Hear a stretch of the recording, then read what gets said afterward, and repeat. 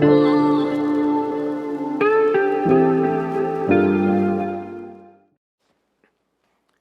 it going, everybody? My name is Ged, this is Fabulous Flix, and welcome back to not so much of an old review. Tonight we're going to do something a little bit different. We've got a different environment. I'm right by this lovely fireplace that isn't on, but maybe if we're invited back, it'll be on next time and we can be very cozy, very fireside, maybe grab a glass of scotch. So for this review, we're going to talk about the new movie Shang Chi and the Legend of the Ten Rings, or the Wearing of the Ten Rings, or the Lord of the Ten Rings, or some sort of 10 rings. And the questions are very straightforward. Did we like the movie? What didn't we like about the movie? Is there any point to it, or is it stupid? And really just general gripes. A couple things with my takes, as you know. Number one, we only do it in one take. So tonight I have a guest who you'll meet in a moment. And if something goes wrong, we're just going to let it roll because we all love the flaws in humanity. The other thing you'll know about my reviews is that I don't read other people's or watch other people's reviews. So if my views happen to coincide with people that are actually good at this, we're just going to call that a happy coincidence. So today, my guest is a good friend of mine, Matthew. Howdy. Matthew, welcome. Howdy, thank you for having me. I'm just glad you're here. So, Matthew, you and I have been watching nerdy movies together for a while. You know, Yeah. your family has kind of come by for the last, God, I would say half a decade, really. Yeah. And we've watched, when Infinity War came out, or Endgame came out, if I remember, we started in January and we watched one Marvel movie a week for like the 23 weeks. It was like all the way to the second week of May until Endgame came on. And we watched Shang Chi. Yep. And on the way out, you had some, you were very passionate about some of kind of the cool things that you pointed out. So here's going to be the format. We're going to talk about what we liked about it. We're going to talk about if there's stuff we didn't like about it. We're going to talk about that.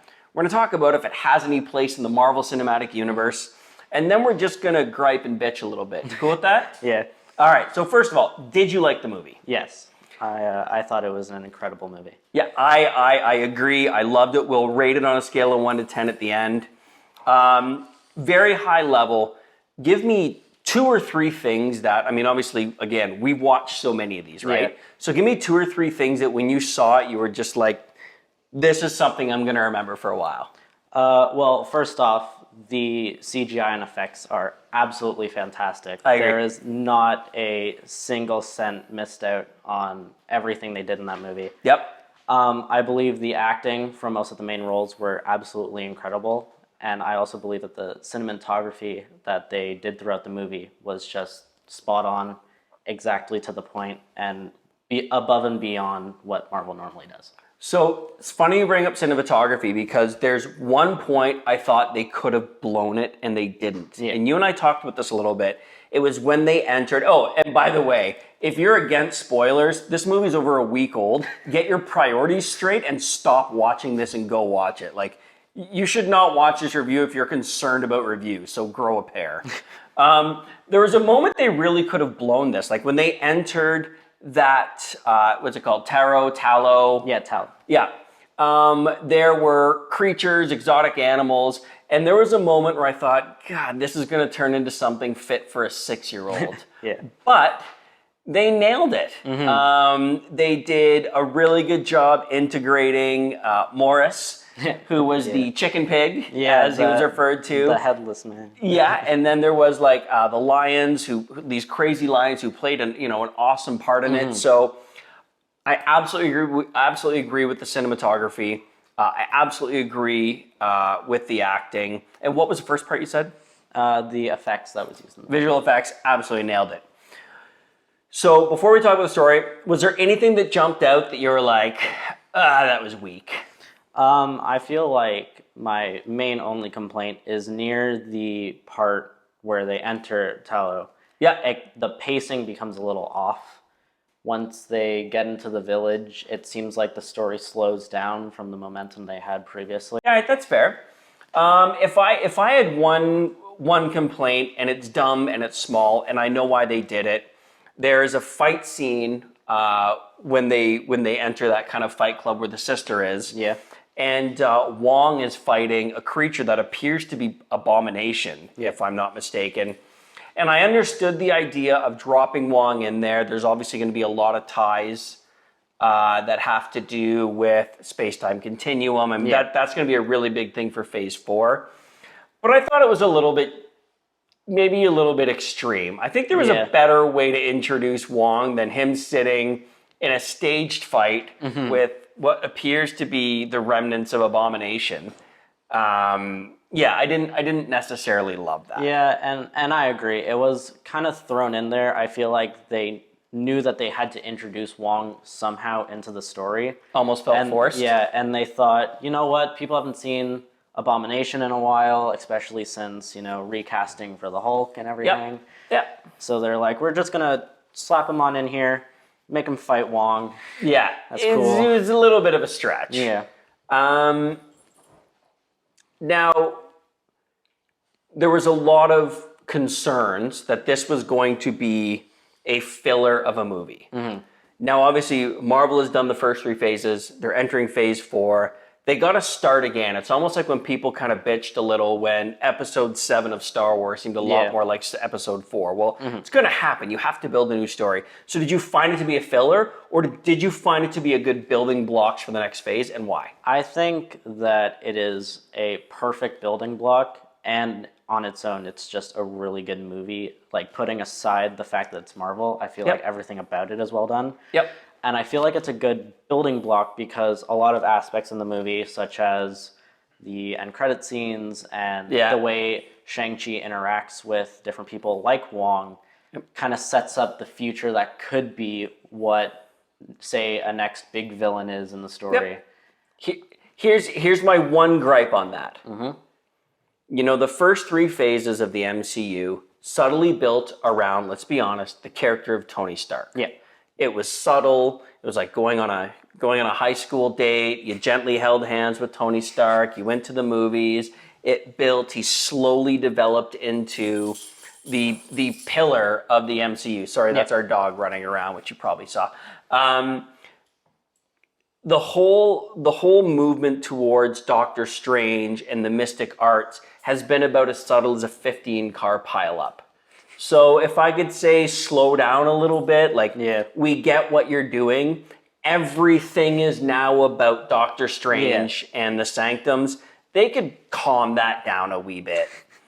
Okay, what did you think of Awkwafina playing a female, almost like romantic love interest?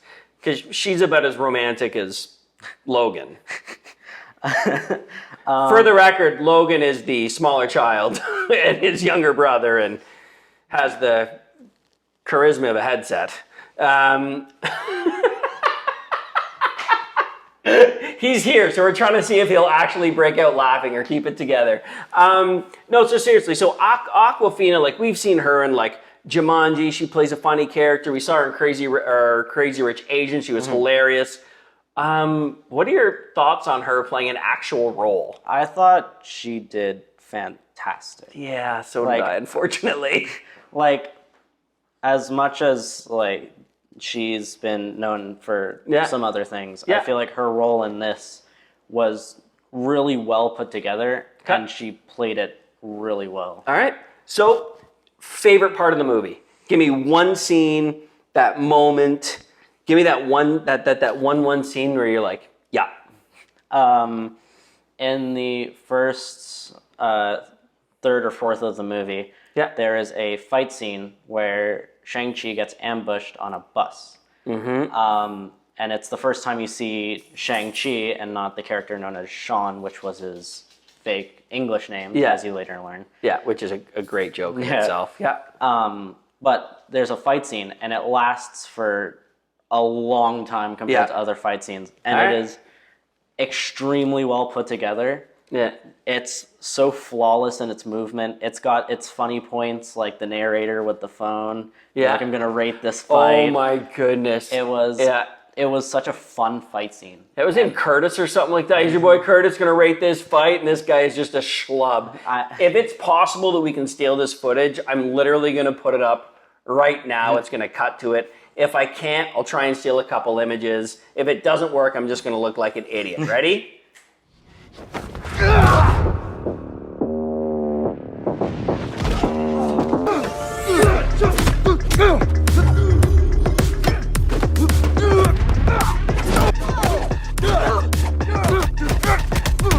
What up, y'all? It's your boy Clev coming at you live on the bus. I actually did take a little bit of martial arts as a youth, so I'm gonna try and grade this fight as we're going. Well, hopefully you just saw it and it worked. And if not, we have a dog who's not gonna choreograph that fight anyway. Matthew, thanks for jumping on. I appreciate you doing this. Thank you for to our having good me. friends. Thank you for giving us this very cool setup. I hope that you will have us back. Next time we'll turn the fire on, and unfortunately you can't have scotch, but we'll give you like some water or something. I'll get a glass of orange juice. A glass of orange juice. Thank you very much for watching. I hope you enjoyed this. Chuck a comment down if you like. Let me know what you thought of the collab. I'd like to do a little bit more of these as new stuff comes out. We have a heavy hitting fourth quarter of movies coming out, so I look forward to doing more of these. Until next time, enjoy some incredible Marvel viewing.